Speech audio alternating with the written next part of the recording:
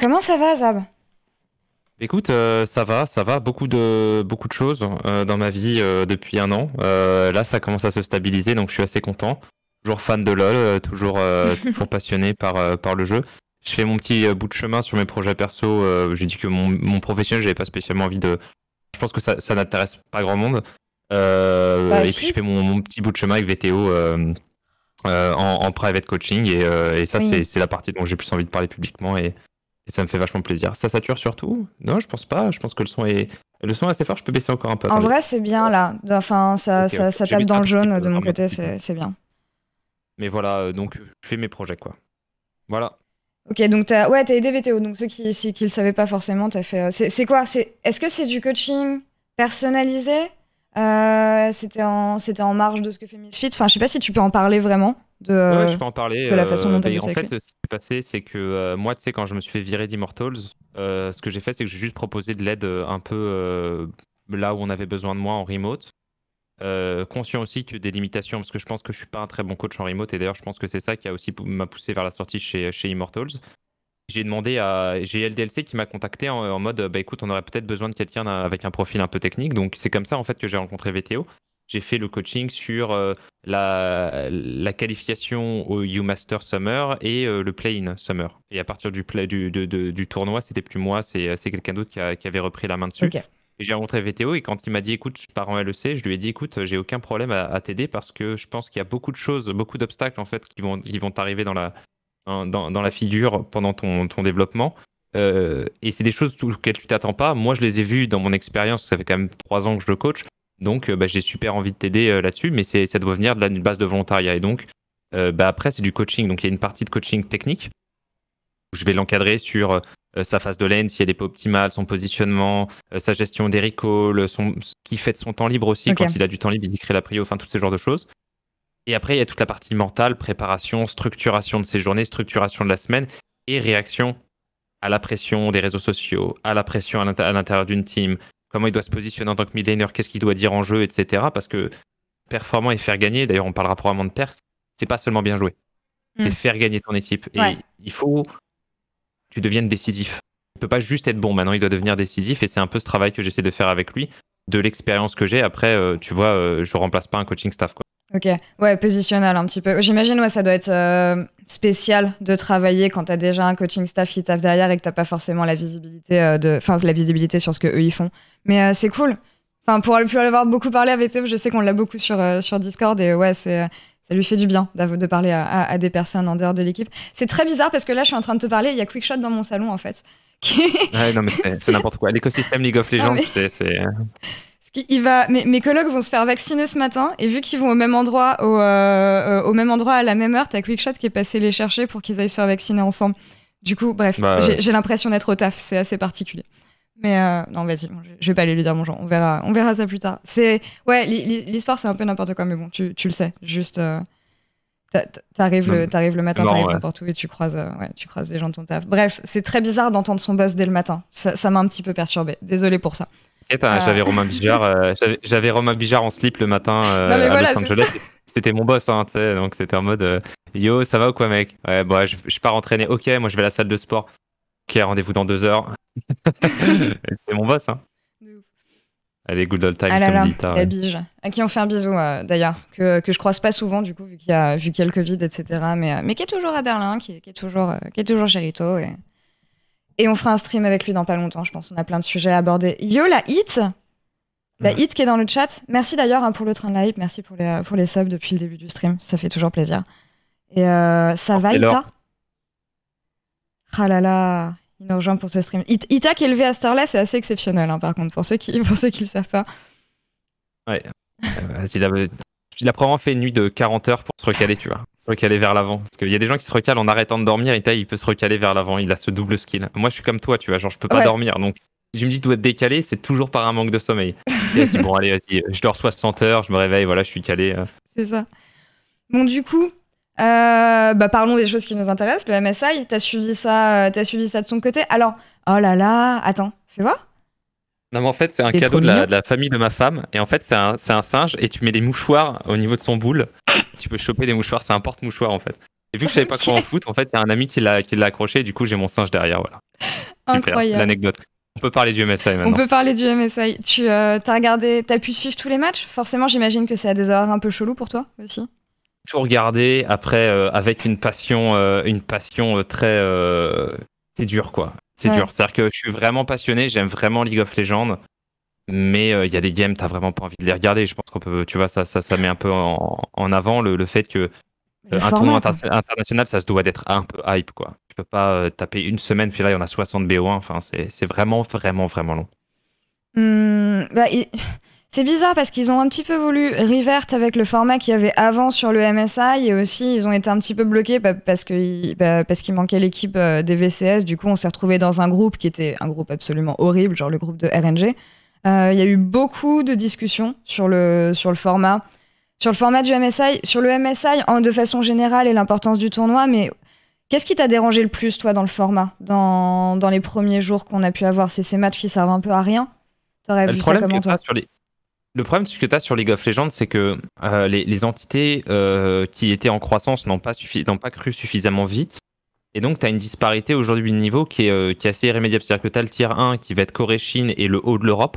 Vraiment le top 3, top 4 européen. C'est vraiment on va dire la locomotive de League of Legends dans le monde. Mhm. Et après, on va dire, tu as le tier 2 qui va être le bas LEC et tous les LCS.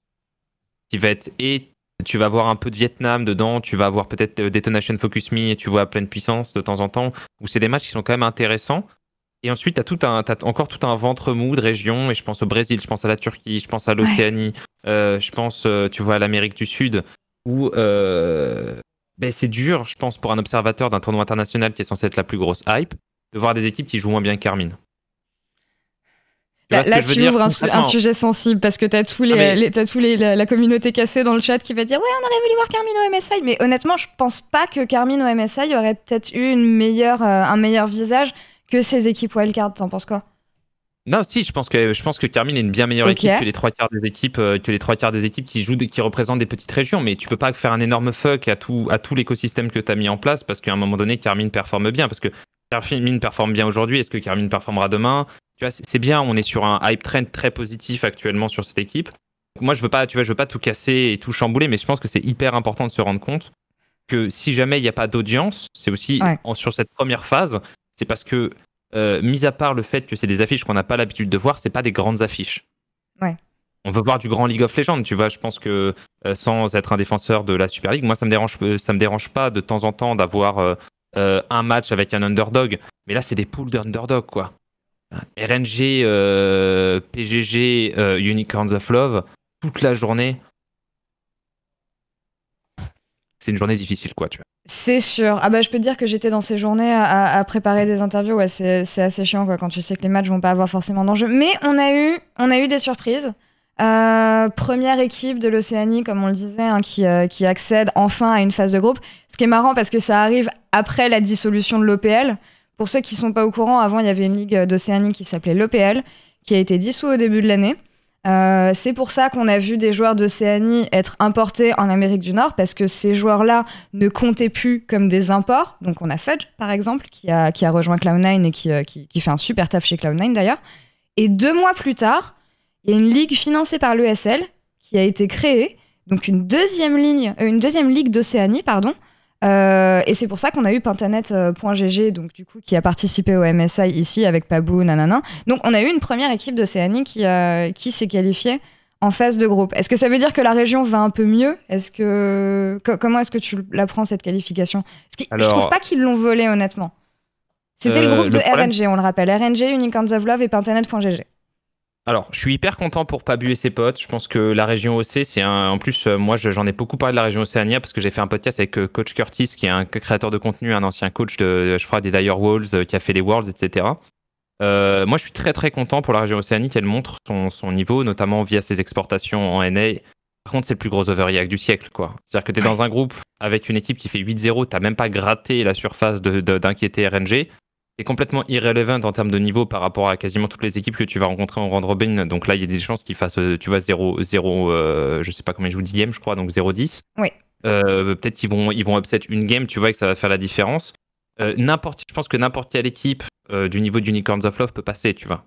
et on aurait dit la même chose. Donc, c'est cette tendance qu'on a à ne pas regarder les faits, mais juste regarder le résultat, et de prendre, et c'est ce qu'on fait à tous les Worlds, tous les événements internationaux, prendre la puissance relative d'une région uniquement sur le résultat qui, quand même, c'est contingent. Tu as le tirage, tu as la forme du moment, tu as la méta, il y a beaucoup de choses dans un tournoi. Donc, ils sont passés. Est-ce que si Detonation Focus Me avait joué dans ce groupe-là, on aurait dit la GL est passée. Et s'il y avait le Vietnam? Parce que je vois dans le chat les gens, si les VCS étaient là, VCS, c'est historiquement une région qui performe réellement, comment dire, vraiment régulièrement aux événements internationaux. Donc, je sais pas. C'est pour ça. Tu me dis, est-ce que c'est fantastique? Oui, ça l'est. Est-ce que l'histoire est belle? Oui, elle l'est. Pour la région, ouais. L'OPL a su se renouveler et proposer. Ils ont fait un BO5 qu'ils ont gagné à la dernière game de tie-break contre la région CIS. Et c'est tout. Tu vois, ils ont eu un match de barrage en BO5 et ils l'ont gagné au forceps. C'est tout ce qu'on peut dire. Tu vois. Oui. Ils n'ont pas passé la phase de groupe. Ils ont fait 0. Enfin, il y a 8-0 pour RNG. Ils n'ont pas gagné une phase de groupe. Ils ont gagné un BO5. Donc, content pour eux. Je n'émettrai pas de conclusion sur le niveau de l'OPL. Contre, ce qu'on peut dire sur l'OPL, c'est que là, je suis en train de regarder. J'ai ouvert le truc de Leaguepedia. Ouais, je suis dessus. Je le montre au chat là. Ryoma, FBI, Fudge, Race, Destiny et Lost. C'est beaucoup, quoi. Et donc, c'est une région, je pense, qui montre que si tout le monde tryhard, le niveau est bon. Et donc, c'est un petit clin d'œil aussi à la région NA que si tout le monde tryhardait sur le ladder NA, la région NA as a whole serait bien plus forte. Ah là là, on en viendra à WNA parce que je trouve qu'on a une équipe un petit peu particulière qui a été envoyée par les NA cette année avec Cloud9 et je pense que c'est aussi motivé par la présence de Perks. Mais avant ça, groupe B, on va faire review groupe par groupe, tiens. Groupe B, Mad Lions, PSG Talon qui passe. PSG Talon qui passe pour la deuxième fois consécutive en événement international. Ils étaient aussi sortis du play-in, on le rappelle, pendant les Worlds l'an dernier pour aller finir dans le groupe de Rogue et de Damwon. Des problèmes encore pour PSG Talon qui n'ont pas pu aligner leur botlaner et qui ont dû aligner un sub, mais ça n'a rien changé pour eux. Mad Lions qui passe cette fois-ci. Je les ai trouvés convaincants sur leurs 3 premiers matchs. Par contre, les 3 derniers, je sais pas. Il y a eu un petit coup de mou. J'ai eu ils venaient en nous disant qu'ils avaient résolu leurs problèmes de mid-game et de draft, et finalement, j'ai l'impression que ça a ouvert à encore plus de problèmes. Le jeu a changé aussi. Je pense que c'était une méta qui convenait particulièrement à Mad Lions. Je pense que Mad Lions souffre un petit peu des mêmes maux que Damwon. C'est une méta qui est un peu plus rapide que celle qu'on a eue en play-off. Un tout petit peu plus rapide, un peu plus orienté sur les premiers drakes, les premières contestations. Et un peu plus de dive aussi. Tu vois, on est un tout petit peu, vraiment sensiblement plus proactif, mais ça joue en termes de rythme de jeu, de communication. Tu vois, je pense que ça convenait parfaitement à Mad d'avoir des Udyr, Lydia, des Karim, etc. Yoya qui a fait une fin de saison extraordinaire. De manière générale, le mid-game n'est pas très convaincant de la part de Mad, alors que c'est leur point fort. Ils n'ont pas réussi à régler leurs problèmes de convertir leur lead. Ils arrivent à prendre un lead en early, mais t'as pas l'impression qu'une fois qu'ils ont la balle, et on pourrait dire la même chose de Damwon, une fois qu'ils ont la balle, ils la rendent de temps en temps. Alors que t'as vraiment l'habitude chez Mad, quand ils ont un lead, ils le poussent, et encore plus chez Damwon, une fois que tu leur as donné 2K gold, c'était un peu comme SKT à l'époque, ça tombe.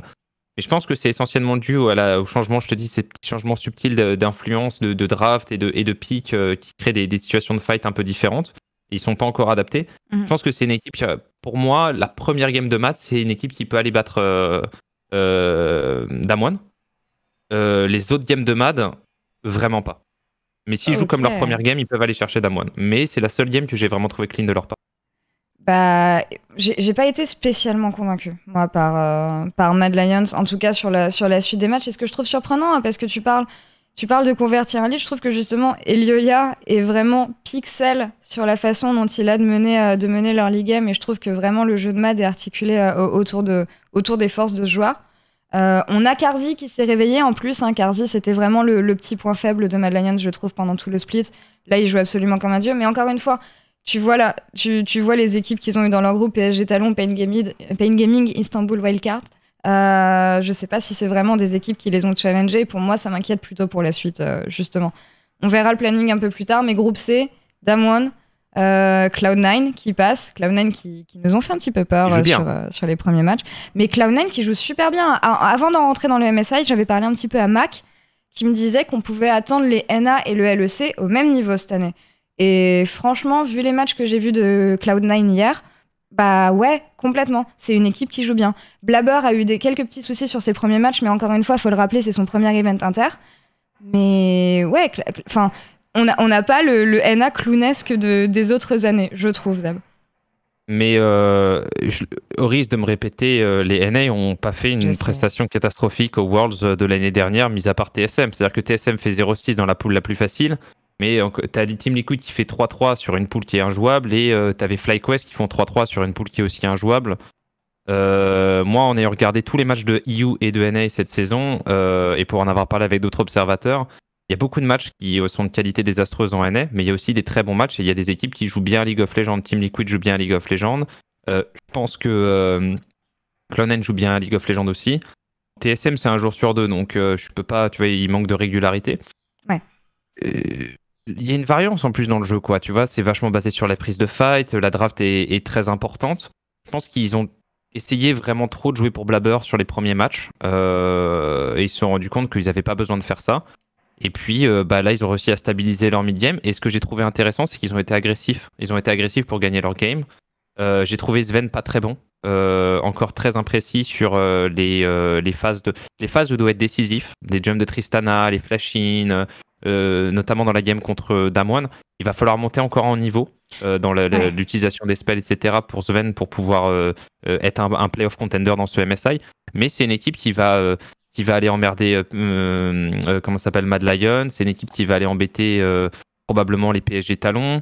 Ils peuvent aller prendre une game à RNG. Enfin, tout. Cloud9, c'est vraiment l'épouvantail de ce groupe.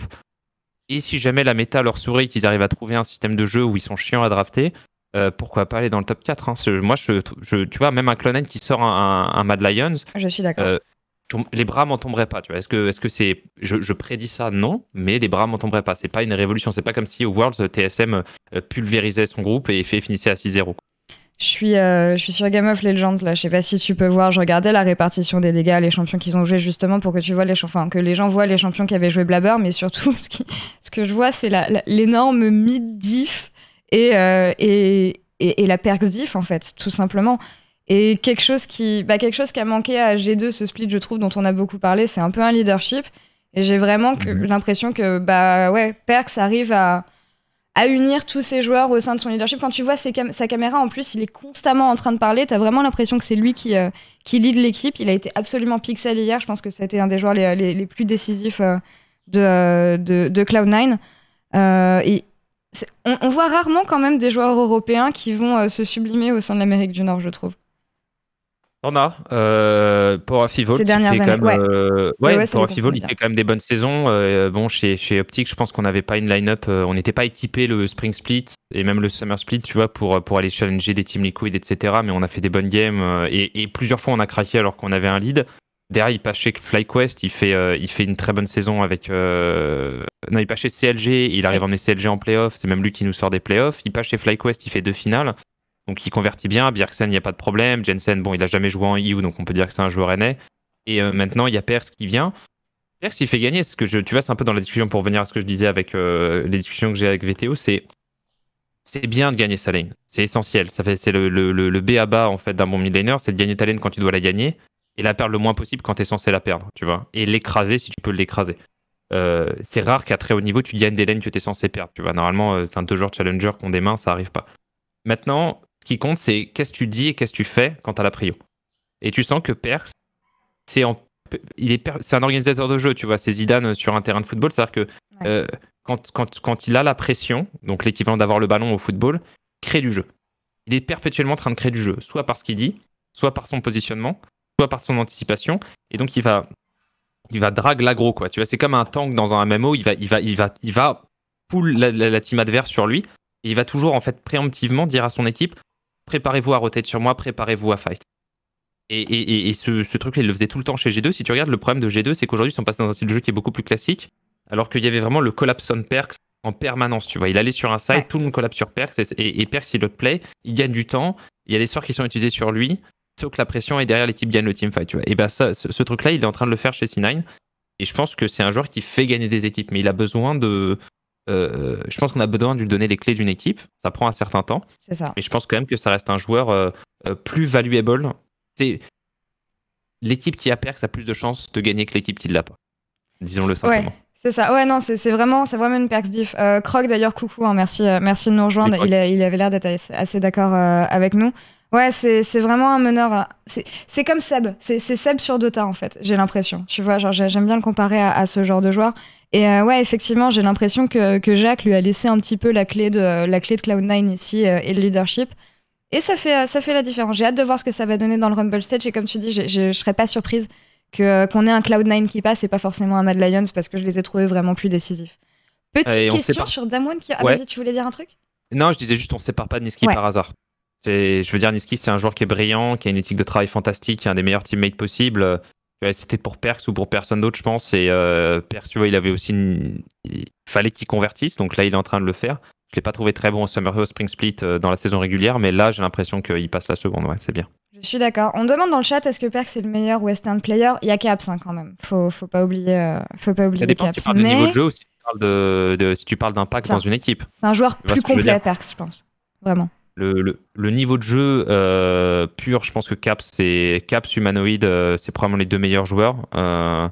Après, en termes de leadership, en 2018, il emmène Yarnan et Wadid en demi-finale des Worlds en battant RNG qui était l'équipe super favorite. Donc, voilà, quand t'as Perks, t'as plus de chances de gagner que. Mais bon, c'est difficile de comparer les joueurs parce qu'il y a trop de paramètres.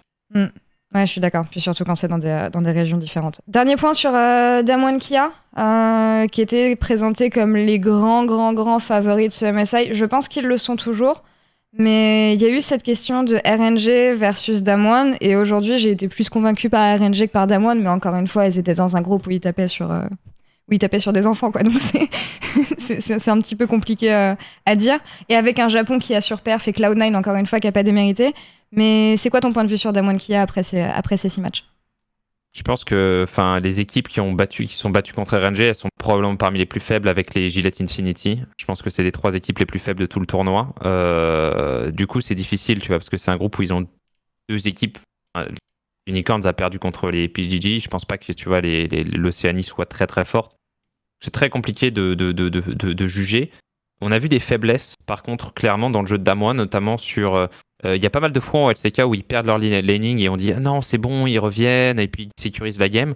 Là, ils se font peur. C'est un peu plus punitif, j'ai l'impression, parce que les équipes non coréennes jouent plus agressives. Elles essaient plus de convertir leur lead. Maintenant, il faudra ce que je dis, c'est-à-dire qu'ils ont concédé du terrain. Pour prendre un BO5 à Damwon, il faut pouvoir résister à tous les patterns de draft de Damwon. Donc, ils sortiront du groupe, c'est sûr, tu vois, du double round robin. Et après, en BO5, c'est toute une autre histoire parce que autant que j'aime pas les drafts de Coma, il a la chance d'avoir, à chaque fois qu'il a bossé, ce gars-là, des joueurs qui peuvent jouer 45 champions à tous les postes possibles. Et il faut réussir à répondre à tous les patterns de draft. Donc, une fois que tu as répondu à la Morgana de Canyon, à son Rumble, qui va revenir sur, je sais pas, il va nous sortir un Cartus. Puis il va y avoir Khan qui va avoir 15 pics. Puis Showmaker qui peut tout jouer, ils peuvent tout flex. Il peut y avoir un Emerdinger Senabot qui sort. C'est pas du tout la même équipe. Donc en BO1, je les pense moins fort que RNG. Après, c'est très compliqué de gérer tous leurs patterns de draft. Et à ce petit jeu-là, je pense qu'en BO5, Damwon a l'avantage sur RNG. Je sais pas si tout le monde a pu suivre la LCK vraiment, donc ça se trouve pour beaucoup de personnes qui regardent ce stream et qui ont regardé le MSI, c'était la première fois peut-être qu'ils voyaient Damwon depuis le championnat du monde. Donc quand même, Nogori qui a été remplacé par Khan, je trouve pas que ça ait fondamentalement changé la dynamique de l'équipe, si ce n'est que Khan a un champion de pool différent, mais il joue de la même manière quand même. Ouais, après, je pense que Nuguri est un bien meilleur joueur individuellement que Khan. Je pense qu'il y a des. Khan à l'intérieur. Genre Nuguri, tu lui donnes Jace et c'est fini, quoi. La game, elle est terminée. Tu vois, c'est genre, c'est insta-ban. Alors le mec, il joue Jace avec une cull. Il oublie d'acheter sa potion et il tower dive au niveau 3. Donc, je pense que c'est quand même un side grade, on va dire. Mais je vais même pas dire un downgrade, ce serait pas respectueux pour le niveau de Khan. Mais je pense que l'équipe était un peu plus forte l'an dernier. Maintenant, c'est pas une équipe qui dépend de. C'est une équipe jungle support. Ouais. C'est un mid-jungle support Damwon. C'est Samsung White de 2014, mais raffiné, tu vois, théorisé, intégré, avec des joueurs qui sont extrêmement forts sur toute leur phase de lane et tout leur match-up. Il n'y a pas d'erreur. C'est la meilleure équipe en teamfight du monde. Donc, je peux mettre n'importe quel top laner. Tu mets Wunder, l'équipe elle tourne. Hein. Et il parle pas coréen, Wunder. Hein. Ça fait mal à Wunder quand même. Vu le split qu'il a fait, moi je le prends comme un taunt. Mais ouais, non, je suis d'accord. C'est une version aboutie, enfin c'est la version aboutie de la super équipe coréenne, je trouve. Ouais, c'est un taunt. Moi, je trouve que Wunder, c'est un très bon joueur. Il a pas autant tryhard, mais ça reste un excellent top laner. Il est dans vous le mettez au moins dans le top 5 des top laners LEC, les gars. Je vois des Sage et des ouf, mais les gars, vous êtes fous. Wunder, c'est un excellent joueur. Il y avait de la compétition. Franchement, top 5, je mettrais Armut dans le top 5, déjà. Facile. Mais Armut Odo. Odo, ouais. Ouais, après. Je vais aller sur mes top laners du LEC, comme ça je vais les avoir en face. Ouais, je veux voir le ranking. You, Spring Playoff, Spring Season. Allez, on va regarder. Quand tu regardes, je pense que tu mets Broken Blade. Bébé, pour ouais, moi, c'est tu sûr. mets Broken Blade, Genax, Odo Amné, Je Armut. mettrais même pas Genax, je pense. Ah, tu mets Bibi, Odo. Ok, il rentre dans le top 5. Il rentre dans le top 5, tu vois. Ouais. Après, c'est la discussion. Il est peut-être 5e, Bouipo. Tu vois ce que je veux dire? Il y a de la discussion. Les gens mais au Bouipo, niveau des performances. Après, les gars, franchement, c'est du niveau individuel, ça veut rien dire. Voilà. Tu vois, si jamais le jungler il vient dive sur chaque wave, forcément que tu vas avoir l'air fort. Donc, mais bon, voilà, je pense que Wunder, c'est un excellent joueur. C'était juste mon propos, quoi. C'est sûr. Retour sur le MSI. Et arrêtez avec Adam. C'est pas encore l'heure pour Adam. Ça sera peut-être l'heure un jour pour lui. On verra ça. Pas trop de surprises, du coup, je trouve, sur les résultats de ce MSI, si ce n'est une équipe wildcard qui passe à la place d'une autre. Mais ouais, c'est globalement les équipes qu'on s'attendait à voir. Ouais, non, je trouve que, comment dire, je trouve que, c'est, comme je te dis, le format prête pas trop place à l'upset. Je pense que c'est plus intéressant de voir des petites équipes s'affronter dans un play-in et avoir une belle histoire avec une équipe, une mauvaise parmi les mauvaises qui vient jouer avec les fortes, même si elle se fait pulvériser, plutôt qu'on fasse jouer, tu vois, RNG contre Unicorns of Love et qu'ils soient à 8-0 dans un groupe pas intéressant. Maintenant, Riot a fait ce qu'il pouvait avec le Covid, avec toutes les paramètres qu'ils ont dû prendre. Et au final, je pense quand même que l'événement, c'est un succès. Maintenant, j'ai l'impression que le tournoi commence avec la deuxième partie, quoi. C'est ça. Dites-nous dans le chat si vous avez kiffé le MSI jusqu'ici. Qu'est-ce que vous auriez aimé voir? Est-ce que le format vous plaît? Qu'est-ce que ça vous a évoqué? Moi, ça m'excite pas autant que les Worlds, honnêtement. Mais encore une fois, c'est dû à... C'est pas fait pour. Mais c'est un bon moyen de voir ce qu'on peut valoir à l'international. Tu vois, par exemple, pour Mad Lions, je suis contente de les avoir vus mieux performer qu'ils avaient performé pendant les Worlds, même si l'équipe est différente. Mais je pense que t'as pas la même pression. Genre, on sortait aussi d'une phase où l'Europe avait un peu surperformé sur tous leurs events inter avec des finales back-to-back au championnat du monde. Ouais, voilà, là t'as plus la même pression pour eux. Ils y sont allés pour s'amuser et franchement, ça se voit. Attends, je vais lire le chat un petit peu, voir ce qu'ils me disent. Pendant ce temps, je vais profiter de cette audience pour passer un coup de gueule. Je vais passer un coup de gueule et j'espère que vous reconnaîtrez dans le chat à tous les gens qui ont été toxiques as fuck vis-à-vis des casters qui castaient sur le broadcast français officiel. Je voulais en parler à la fin, mais vas-y. Ne voulant pas prendre parti dans les clivages corporate, j'apprécierais simplement que si vous avez des griefs contre n'importe quel employeur de n'importe quelle entreprise, les employés sont eux des travailleurs. Et ce ne sont pas des employés, c'est des freelancers. C'est des freelancers qui ne représentent pas tu vois, la marque pour laquelle ils travaillent. C'est des gens qui se sont donnés. Moi, j'ai travaillé en one-one avec des personnes qui ont été sur le broadcast, qui font des efforts, qui travaillent sur leur cast. Et je pense que c'est important qu'il y ait des petits casters, si je peux utiliser le mot. C'est important. Mais des nouvelles personnes, en fait, qui arrivent surtout. Parce que c'est cette dynamique qui crée l'émulation et qui fait... on a tous été petits à un moment donné.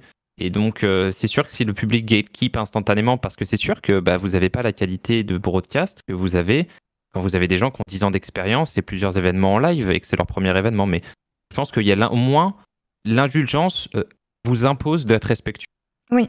C'est-à-dire, si vous n'aimez pas, vous pouvez regarder le broadcast officiel, mais l'indulgence vis-à-vis du fait qu'ils sont nouveaux vous impose d'être au moins respectueux, c'est-à-dire de vous taire vis-à-vis d'eux et de ne rien dire publiquement. Je pense que c'est la seule chose que j'aurais aimé avoir.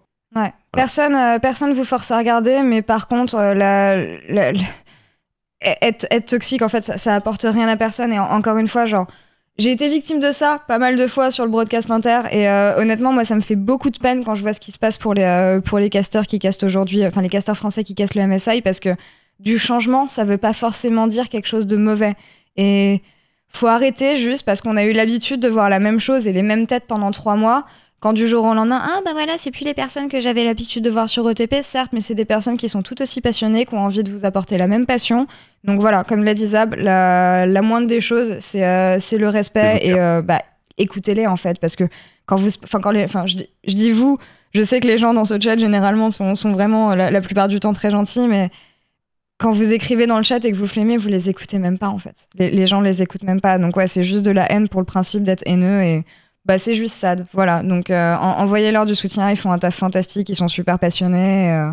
Et en plus, c'est des gens que vous retrouvez sur OTP, quoi. Donc c'est juste des critiques. Et la qualité, et encore une fois, j'enlève pas qu'il y a des critiques à faire et que la qualité, elle est peut-être moindre que ce que vous avez l'habitude d'écouter, mais ça change rien. Ça change rien. C'est-à-dire que même si l'analyse est moins bonne, même si le cast est moins bon, même si c'est moins fluide, laissez-leur du temps, au moins. Et puis si dans 5 ans, ils sont pas bons, à ce moment-là, oui, vindicte populaire, mais alors il y a des gens, ils n'ont pas eu le temps encore de progresser, donc à ce moment-là, il n'y a pas de raison de les incriminer, quoi. Voilà, c'est ce que j'avais. C'est le seul truc, c'est mon petit coup de gueule, voilà, sur la première phase. Et c'était, c'est un message important parce que ils le montrent sur les réseaux sociaux, ça leur fait du mal et ça nous fait du mal aussi. Et juste voilà, depuis quelques mois, on a eu un revirement de la communauté pour être un petit peu plus positif autour de la LFL et autour de l'engouement qu'il y a eu. C'est l'occasion de continuer sur ce genre de choses. T'as parlé de ton coup de gueule. Est-ce que t'as un coup de cœur sur ce MSI? Ça peut être sur n'importe quoi d'ailleurs, pas forcément le jeu. Je pense... franchement, il n'y a rien qui m'a transcendé. Allez, Detonation Focus Me qui joue bien, parce que le Japon, c'est la pire région du monde il y a 2 ans, ça joue un peu mieux. Mais franchement, repose-moi la question au deuxième, quoi, parce que là, les gagnants ont gagné, les perdants ont perdu. Je suis content pour Pabu, voilà. Ouais, je suis content pour Pabu et Detonation Focus Me. Mais j'allais dire. Une anecdote, quoi. Pabu qu'on avait, qui est juste devenu un petit peu famous parce qu'il a fait un 1v1 contre Caps au All-Star. Et c'est marrant parce que c'est vraiment un joueur qui est super intéressant. Et en plus, il est role swap, pour les personnes qui ne le savaient pas. Il jouait top lane avant, il a role swap jungle il n'y a pas si longtemps que ça. Et c'est son premier event, son premier event inter, du coup, où il joue jungle. Et il apporte des pics intéressants. C'est vraiment un joueur que j'aime bien. On va parler des pics, tiens, un petit peu. Parce que j'avais quelques questions à te poser sur la jungle, notamment. Attends, je vais essayer de sortir ça. Puisque la jungle, ça a été une grosse question, je trouve. Surtout quand j'en ai parlé aux joueurs. Parce que tu as toute cette nouvelle mouvance de jungler AP. Donc, je parle évidemment de Morgana, de Rumble. Rumble, qui, comme vous allez le voir, est le pick le plus ban et un des picks les plus prisés dans la jungle, qui n'est pas forcément celui qui marche le mieux. Mais quand j'ai parlé à Elioya, justement, il me disait que t'as quand même une grosse prio sur Udyr, que c'est quand même Udyr qui devrait être priorisé. Je sais que les gens ont un peu hurlé hier, tu vois, notamment quand Cloud9 avait laissé le Rumble partir pour Damwon pour que eux prennent Udyr. C'est quoi ton avis sur la méta de jungle et justement sur ces anciens junglers qu'on avait l'habitude de voir pendant les phases finales de LEC, etc. et les nouveaux AP qui sont arrivés? Qu'est-ce qui est le plus fort? Qu'est-ce qui marche le mieux dans quel cas? La première chose, c'est que Riot avait dit qu'ils arrêtaient de faire des patchs majeurs juste avant les événements, et ils l'ont refait, et vraiment ils me font chier avec ça, parce que on aimerait quand même voir les équipes s'affronter sur à peu près avec le moins de variance entre le patch de playoff, et là on a 4 champions par lane qui viennent de sortir, donc c'est insupportable. Je pense qu'Udyr est juste très fort, que c'est une boule de stats, que ça fait à peu près tout, ça clear très vite, c'est très dur à sortir de jungle parce que c'est un très bon dueliste. Et donc il y a une format de stabilité, notamment pour les junglers qui sont pas tu vois, genre Blabber, c'était très bien sur Udyr, tu vois, il est en support, il va couvrir ses lanes tout en power farmant, il va jouer très agressif, il va faire des flash stuns, des bonks dans tous les sens. Je pense que ça convient parfaitement au style de Cloud9 et à l'agressivité latente de Blabber.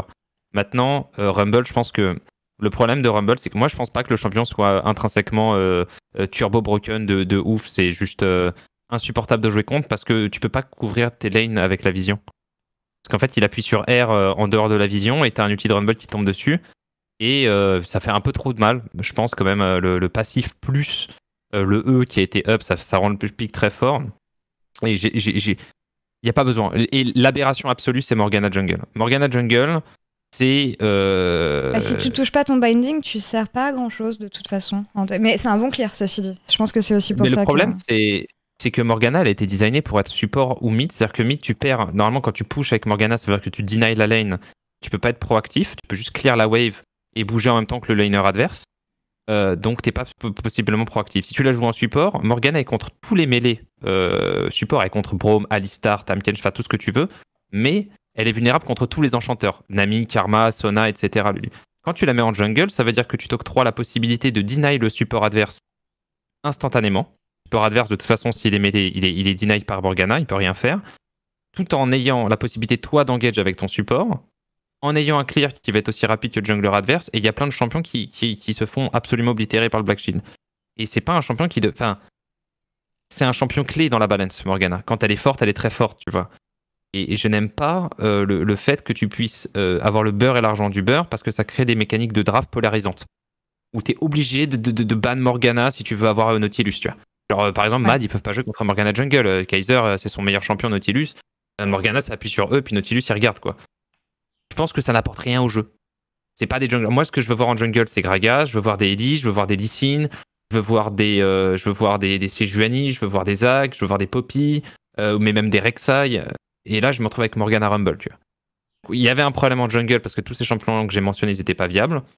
Et plutôt que, comme d'habitude avec Riot, plutôt que de fixer le problème, ils ont décidé de transférer le problème en disant mais regardez, ces nouveaux champions, ils sont trop bien, alors que ça crée d'autres problèmes qui ensuite vont être réglés par d'autres nerfs qui font que ces champions vont être moins forts en solo lane. Et du coup, c'est chiant, tu vois. C'est un cycle éternel de problèmes créés par Riot. Je suis d'accord. C'est un peu long, mais c'est mon point de vue. Non, mais t'as raison. Et la plupart des joueurs me disent que c'est des baits aussi, d'une certaine manière. Et c'est comme Eve l'an dernier, quoi. Tu ouais, vois. Voilà. Ou Echo. Tu viens Echo il y a 2 ans, Echo, c'est imprenable et tout. Je pense que Morg, c'est très fort. Tu donnes Morg à Damwon, je pense que c'est fort. Rumble, je pense que c'est un peu overrated parce que le problème de Rumble, c'est qu'il est très fort, mais il a pas d'item. Il n'y a aucun item bien sur Rumble parce que le Liandry s'est fait nerf sur les champions qu'on peut de PV au profit des dégâts sur les tanks. Et le Demonic Embrace, les gens pensent que c'est très fort, mais sur les champions qu'on peut de PV, c'est aussi relativement faible. Donc, tu es obligé de le build burst, mais le problème, c'est que l'item burst, le Dark Harvester, Night Harvester, il perd, il n'a pas un énorme scaling. Et donc, tu n'as pas vraiment d'itemisation qui rend le Rumble vraiment... D'ailleurs, on l'a vu dans la game de Damwon, je crois. Oui, j'allais dire. Où tu vois, il y a un moment, il perd. Et si en plus, tu as un mec dans ta team qui build une rédemption, et la rédemption est totalement craquée sur le jeu, je pense que c'est un item qui est sous-utilisé. Tu vois, ils avaient un Mountain Drake, et d'un seul coup, tu dis, putain, Rumble, c'est vraiment inutile, quoi. Et je pense que c'est un très bon champion, qui va être extrêmement exploité par les teams proactives. Mais je pense que Morgana est plus forte, in fine. Et Udyr sont un peu plus forts, in fine. Désolé à Twix, qui est un giga fan de Rumble et qui sera triste d'entendre ça. Non, mais ouais, je pense que t'as raison. Un truc qui a pas trop changé, par contre, c'est la métabot, pour le coup. Il y a rien de nouveau. Ils ont rien changé en même temps. Ils ont rien changé. Non, mais... Je sais pas, moi j'ai l'impression que la métabot, en fait, elle est toujours un peu relou. Là, si on est sur la Kai'Sa, bon, Xayah un peu et en plus Tristana. sorti. Kai'Sa, Tristana. Et voilà, Kai'Sa, Tristana. Tristana, c'est une aberration de design, mais bon, ça fait longtemps qu'on le sait, c'est juste que les gens se sont rendus compte à quel point c'était fort. Je pense que moi, je préfère les métabots où il y a Lucian, Ezreal, Kalista, tu vois, des champions d'early game. Mais maintenant, tu as Samira qui est aussi désagréable à jouer. Et puis, en fait, tu as 3 braquettes. Tu as le Jinx Aphelios. On va jouer hyper scaling. Et s'il y a une Jinx, tu es quasiment obligé de répondre avec une Aphelios. Ensuite, tu vas voir le Kai'Sa Tristana. Et si jamais ces champions-là sont pas toujours pris, même si c'est quasiment le cas, après, tu vas tomber sur Samira, quoi. Mais t'as rien à perdre, quoi. Tu vois ce que je veux dire? T'as rien à perdre. Tu prends Kai'Sa, c'est fort tout le temps, dans toutes les situations. Donc, tu vas le prendre. C'est pareil pour Tristana. Et oui, il y a Varus aussi qui arrive. Moi, Jinx qui a baissé en priorité, pareil. Le problème, c'est toujours pareil, c'est qu'ils n'arrêtent pas de faire des modifications sur les items qui impactent les champions, après modifier les champions, puis en fait, ils se rendent compte qu'il y a d'autres champions qui mériteraient un changement d'item, le changement d'item devient polarisant, donc tout le monde rebute cet item, puis ensuite, ça va mettre 3 ans, 4 ans avant d'être équilibré, cette refonte des items. C'est pour ça qu'ils y avaient quasiment pas touché. Pendant 5 ans, parce que c'est un enfer d'équilibrer les champions en fonction des items. Ça va mettre du temps, ouais, clairement. La botlane est OP, hein. Vous laissez pas distraire, c'est pas parce qu'on a peu de champions, la botlane c'est complètement craqué, les gars. Et le rôle de support, c'est super OP. C'est vraiment super OP. Jungle support. Ouais. Oui, voilà, jungle support tout simplement. Et maintenant qu'en plus tu commences à avoir des AP dans la jungle, jouer des gros supports à engage, ça fait gagner votre team, vraiment. C'est un conseil que je devrais suivre moi-même d'ailleurs. La méta C'est mid, comment maintenant, pareil, qui est peut-être... attendez, je vais vous remontrer. Qui est peut-être le rôle qui est le plus divers, dans le sens où c'est celui sur lequel on a vu le plus de champions, ou le plus de tentatives, en tout cas. Mais bon, on voit bien qu'il y a beaucoup de tentatives qui marchent pas. Hein. Rumble, Renekton 7, Kassadin, pareil. Kassadin, c'est le genre de champion que je déteste de voir. Non, mais Kassadin, c'est une erreur de design ouais, et il y a un joueur qui le joue, quoi, tu vois. Il y a un joueur qui le joue. Tu peux même pas vraiment en parler parce que c'est le Non, Noman, il c'est ça, ouais, n'existe c'est pas. Noman. Ouais. Voilà, c'était juste les tentatives qui n'auraient, il fait partie de tentatives qui n'auraient pas dû exister. Mais finalement, on reste sur ce qu'on connaissait, peut-être un petit peu plus de Zoé, Sylas qui gagne beaucoup. On avait dit que, ce qui était prédit de toute façon, c'était que la métamid serait rythmée entre des contrôles mages et des AD mid lane. C'est globalement ce qui se passe, mais bon, les contrôles mages restent quand même pas mal au-dessus. C'est un truc qu'on avait pendant les Worlds et qui me saoulait déjà et qui me saoule ici. Mais bon, on en revient au fait qu'on joue pour le jungler, j'imagine. Exactement. Si tu veux, là, avec le patch qui remet le catch-up dans la jungle, tu vas pouvoir réavoir des mid. Après, la prio mid, il faut bien se rendre compte de quelque chose sur League of Legends. League of Legends, c'est un jeu à 2 points de pression. Il te faut la pression sur... Si tu as la pression sur les deux sides, tu vas rotate et tu vas collapse vers le mid pour donner la mid prio. Et si jamais tu as la pression sur un side, tu as quand même besoin de pousser avec le mid, partir avec ton jungle et de créer un pont entre ton mid et ton side qui est fort, que ce soit le top ou le bot side, tu vois, weak side, strong side. Donc la mid prio, elle est tout le temps essentielle. Et à moins que tu aies des champions qui soient suffisamment forts pour s'assurer la priorité mid, au niveau de challenger où tous les joueurs sont conscients de toutes les fenêtres de tir de tous les champions. Pour créer une fenêtre de tir quand tu as un champion mêlé, il faut un champion qui soit vraiment broken, type Sylas. Et donc, fondamentalement, tu n'auras jamais de mid laner, mêlé en majorité, sauf si la jungle devient complètement anecdotique ou qu'il change la manière dont les minions spawn. Mais je pense que c'est pas intéressant de faire ça. Et du coup, tu te retrouves avec ce pool fermé. Le problème pour moi, c'est que faites en sorte que Anivia soit viable compétitivement. Faites en sorte que on ait une diversité, qu'on ait, je sais pas, tu vois, Vlad, Anivia, Harry, Lux, tous ces champions qui sont complètement poubelles en fait. Tu vois, ils sont complètement poubelles. Et du coup, il y a Orianna, Syndra, TF, Azir. Là, on n'a pas vu de TF du tout, alors c'est super étonnant. Oui. Mais Orianna, Syndra, Azir, Corki, Zoé, Leblanc, terminé. Et je pense que c'est juste ça, créer de la diversité, quoi. T'as ouvert un sujet sur lequel je voulais te questionner. D'ailleurs, ouais, TF, pourquoi aussi peu présent? Que ce soit dans les bans ou dans les pics, hein, d'ailleurs. Je pense que c'est complètement broken. Je pense que c'est juste pas joué peut-être en B1. Je comprends pas, il y a eu un nerf de l'Everfrost, mais je considère que c'est toujours aussi fort. J'arrive pas trop à comprendre. Quand tu parles avec... Ah si, il y a un truc qui fait que TF, c'est que c'est quasiment injouable contre... TF, c'est très dur contre Ryze et Sylas. Et du coup, l'un et l'autre... C'est vrai qu'il y a pas mal, c'est vrai qu'il y a pas mal de Ryze. Je vais vous remontrer. Bah ouais, c'est pas toujours évident en fait de trouver une draft où tu peux le glisser ton TF, alors qu'avant, Ryze était pas aussi identifié comme fort, et Sylas était beaucoup moins fort. Et ces deux lanes, tu vois, quand tu vois, je sais pas, je vais parler avec des joueurs pro et pas que VTO, tu vois, TF Sylas, il peut tuer et pour prendre ton TP, et TF Ryze, c'est dur, quoi.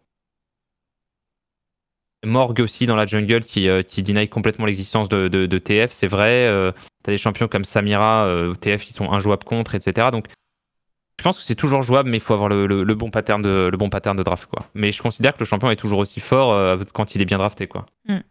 Les gens te posaient la question sur Z aussi, qu'on a vu une fois. Non, Z, c'est poubelle. Champion de mort, un win more champ. Comment tu peux compétitivement jouer un champion qui se fait counter par un item qui spawn à 6 minutes? Sachant que tu sais à quel point c'est dur de prendre un pick en compétitif. Genre, il faut ban Yone, c'est ça, double ban, et Yone reste open en face. Je suis d'accord avec toi, il y a Yone, mais tu peux même jouer Panthéon. Hein. Panthéon ou Kiana contre TF, c'est des match-ups qui sont très très difficiles en phase de lane, et si t'as un jungler qui joue avec de la grosse proximité, ça peut devenir très dur. Mais Z, non, c'est poubelle parce que perfect timing, quoi. Oui, voilà. T'arrives au niveau du deuxième ou du troisième Drake, tu veux absolument faire la diff, tu sais que s'ils prennent le troisième Drake, ça va être très très dur. Tu trouves un parfait flank avec TF, le mec il a acheté une stopwatch, il appuie sur son bouton, voilà. T'as plus de cooldown, t'es obligé de sortir du fight, tu joues teamfight 4 v5, ta game est finie. Et Yo Striker d'ailleurs, qui nous rejoint. Z c'est poubelle. Tu t'attends à avoir des pics arrivés, des champions que t'aurais voulu voir et qu'on n'a pas encore vu sur la suite du tournoi? maintenant qu'on est dans une TF, phase un peu plus je sérieuse. pense que TF, ce que dit très bien Striker, je pense que TF P3 ou même P5, P3 Red ou P5 Red, je pense que c'est trop. Faudrait trouver une terminologie en France, on n'a pas, mais c'est R3, R5. Donc last pick red side ou troisième pick red side de ban. Je pense que en mid, des champions qu'on n'a pas vu du tout ou des champions qu'on potentiellement. Je pense que LeBlanc est complètement jouable, notamment dans les match-ups contre Zoé. Je pense que Zoé LeBlanc, ça reste un match-up qui est complètement fine. Après, je pense que la diversité, elle est pas trop réalisable parce que la méta, elle est extrêmement centrée autour de très très peu de champions. Tu vois ce que je veux dire? Tu sais que tu dois avoir la prio mid, donc mid, il va pas y avoir grand-chose. Au bot, ils ont nerfé tout ce qui était possible en diversité. Ils ont nerfé Panthéon, ils ont nerfé Seth, ils ont nerfé... Bon, bah ça va être Alistar, Nautilus, Thresh, Leona et un peu Red qui a un peu disparu. Elle est peut-être potentiellement une Séraphine, tu vois. Mais bon, vu que les junglers OP, c'est des junglers AP, tu vois, je suis même pas sûr. Mais Séraphine, potentiellement, mais je vois pas un truc qui soit vraiment broken ATM qui ait pas déjà été joué, quoi. Ah, je sais pas, tu me disais que la rédemption est craquée, ça fait partie de son spell kit, donc pourquoi pas. Mais non, moi je vois plus trop Séraphine.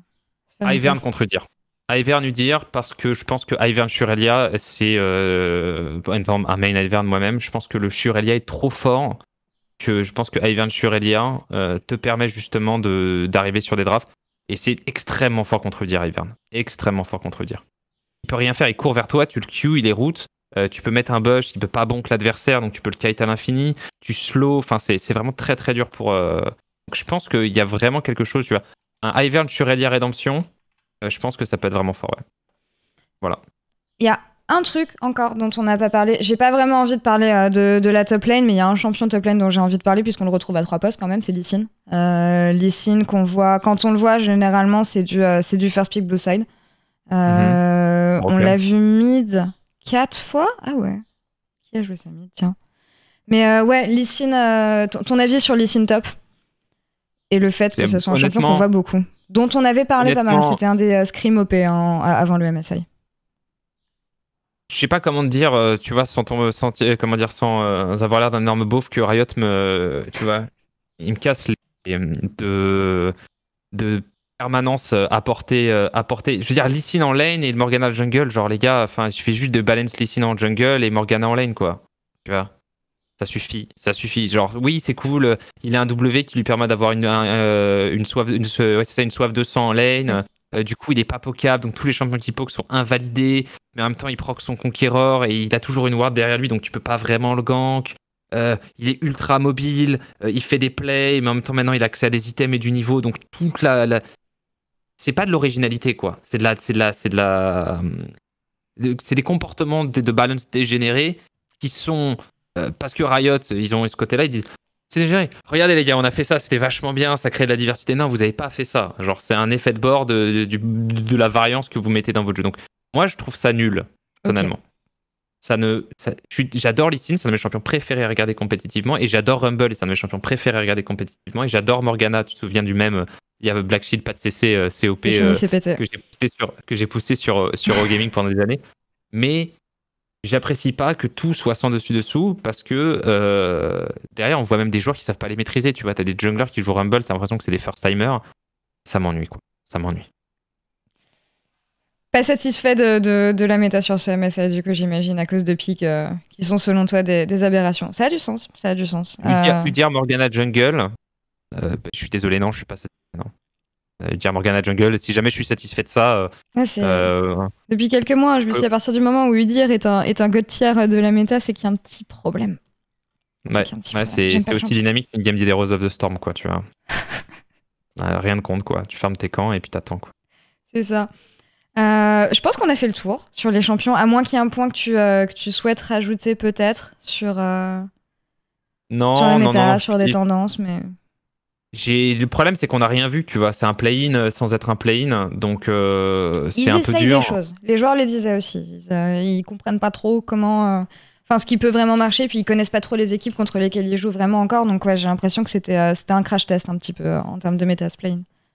Ouais, j'attends de voir. Je pense que dès que les BO vont commencer, TF va revenir, etc. Parce que tu vois, TF, Nocturne, tous ces trucs-là globaux, c'est toujours très très fort en série parce que ça met beaucoup de pression dans la draft, très polarisant. Après, non, pour l'instant, ce que j'attends simplement, c'est des matchs équilibrés parce qu'on a eu au moins 20, ou je dirais 30-35% des matchs où à 5 minutes, c'était un wrap, quoi. Oui, À 5 minutes, on est là, bon, on va faire les rideaux, c'est bon, j'altable, je lance une partie d'échecs, je vais faire autre chose parce que je vais pas regarder ça, quoi, tu vois. ouais. Il y a eu 2 ou 3 jetés de game, mais ouais, généralement sur les 2-3 premières phases de jeu, tu sais que ça va être plié et tu sais par quelle lane ça va être plié. C'était un Ouais, petit peu désagréable, mais bon. Ah, c'est le problème des compétitions internationales aussi. Puis je comprends que Riot veuille laisser des chances à toutes les régions aussi. C'est le moment où ces régions-là peuvent rayonner, se dire waouh, j'ai joué contre RNG, on leur a pris une tour, c'était ouais, mais fantastique. tu vois, c'est super cool, mais ça ouvre une très très longue question cette fameuse question ligue ouverte, ligue fermée, et mon avis est toujours le même sur la question. Mais c'est difficile de pas voir les meilleures équipes. C'est-à-dire que c'est dur. Ce qui est difficile pour moi, c'est d'accepter qu'on on verra jamais le meilleur niveau de League of Legends dans aucune compétition. On a Griffin qui a pas eu accès aux Worlds, tu vois, que T1 n'y est pas allé une année où il performait super bien. Pour voir les Bangkok Titans faire 0-14, voir les PGG faire 0-64. Je suis content, tu vois, mais bon, est-ce que c'est un plan de carrière quand t'es joueur? Tu vois, si tu veux aller jouer en LEC, est-ce que c'est pas mieux d'aller jouer en Turquie, de faire les Worlds, faire une bonne perf à un div et après de te refaire drafter en LEC, tu vois? Ça devrait pas être comme ça, tu vois. Après, c'est aux équipes et aux régions de step up, mais on voit que c'est pas facile de step up. Maintenant, on a les datas, quoi. Tu vois, ça fait la Turquie, le Brésil, ça fait 6 ans qu'on les invite. Ça met du temps, quoi. Ça met du temps parce que structurellement, quand tu regardes les NA, ils n'y arrivent déjà pas. Donc c'est normal qu'ils extraient des régions qui n'ont même pas la possibilité d'importer. Ils se développent pas autant. Et l'Europe, on a un grenier de joueurs qui est tellement gros. La Corée, c'est pareil. La Chine, c'est pareil. On a l'impression que ça va arriver juste avec du temps. Mais est-ce qu'on pourrait vraiment résoudre ce problème? Je sais pas, quoi. Mm. Le chat a l'air d'accord, en tout cas, avec toi. Et on cite Armut. Hein. Armut, c'est littéralement le parfait exemple pour illustrer ça. Hein. Quelqu'un qui a gagné la TCL plusieurs fois, qui a étrillé Mad Lion en play-in l'an dernier pour se faire recruter par la même équipe l'année d'après. Et Caps aussi, pareil, qui venait de la TCL. Mais ouais, voilà, c'est les régions émergentes qui vont faire briller certains joueurs qui, eux, vont rejoindre des ligues majeures par la suite. Fudge, pareil, exemple. Exactement. Mais du coup, Rumble Day One qui va commencer vendredi, si je raconte pas de bêtises. Regardez le planning vite fait. Ça fait déjà 1 heure qu'on parle. Ouais, Planning vite fait. Dit, ça va, il y aura 45 minutes. Je t'ai dit, Laure, jamais de la vie, jamais de la vie, on a eu du mal à parler pendant 45 minutes. De ouf. Match d'ouverture Damwon RNG. Je suis contente qu'on ouvre sur ce match d'ailleurs. Compte tenu qu'on n'a pas vu grand chose d'RNG, qu'on a vu plus de Damwon, est-ce que tu as un premier pronostic sur ce match et une idée de comment ça pourrait se dérouler ou on va avoir des choses? Ouais, bon, on va avoir un RNG qui, pour une fois, va donner du fil à retordre à Damwon sur l'exécution des fights. Je pense que Damwon sera premier sur l'objectif, mais qu'ils vont perdre des fights qu'ils n'ont pas l'habitude de perdre. Ça va être extrêmement intéressant parce qu'on va avoir un remake du Rift Rivals de l'an dernier où, tu vois, où les Damwon s'étaient fait un peu fessés par les équipes chinoises et c'est comme ça qu'ils ont step up au Summer Split. Donc j'attends un rappel à l'ordre de RNG. Maintenant, sur l'issue, je pense que tu vas toujours miser sur le stock avec le moins de volatilité, quoi. Et je pense que Damwon est moins volatile dans son style de jeu, donc a plus de chances de gagner. Mais c'est du 55-45, voire du 52-48, quoi. Ok.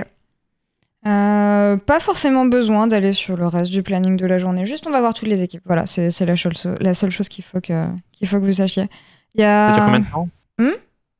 Ça dure... Attends, ah ouais, ça dure 5 jours. Ouais, c'est 5 jours. C'est vendredi, samedi, dimanche, lundi, mardi. Et ensuite, en fin de semaine, il y a les phases finales. C'est long, hein, mine de rien. C'est beaucoup trop long. En fait, le problème, c'est que ils veulent faire un tournoi qui est quasiment aussi long que les Worlds avec un tiers des équipes des Worlds. Et du coup, après, c'est bien pour PGG, quoi. Genre, PGG, ils vont revenir en Ligue Océanie. Ils vont démembrer les équipes adverses parce que les mecs, et c'était déjà le cas. Ils étaient déjà, ils outclassaient tout le monde dans leur région. Donc, là, c'est trop, quoi. Tu vas genre dire à un mec, aujourd'hui, c'est le Rumble D4, il y a ce fameux PGG contre MAD et PSG Talon contre RNG. Les mecs, ils font, moi, écoute, mec, rappelle-moi quand il y a des BO5, là, tu vois. C'est vrai que je l'avais pas vu, mais en fin de journée, on a quand même le C9 contre Mad Lions. Bah, même question pour Damwon RNG. Hein. Moi, je peux pas te donner un objectif là-dessus. En vrai, je pense que niveau momentum, C9 a le momentum, MAD est une meilleure équipe. Mais C9 a le momentum. Et on sait que le momentum, ça compte en tournoi.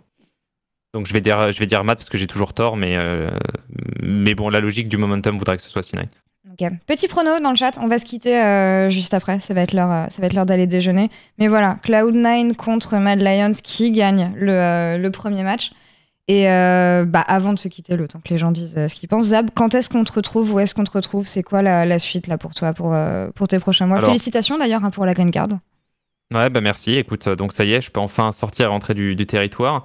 Alors, mon projet, il y a un moment donné où je vais repasser en France et vous me verrez, mais je sais pas encore quand est-ce que c'est, parce que j'ai des choses à régler, la vaccination, de la paperasse, etc.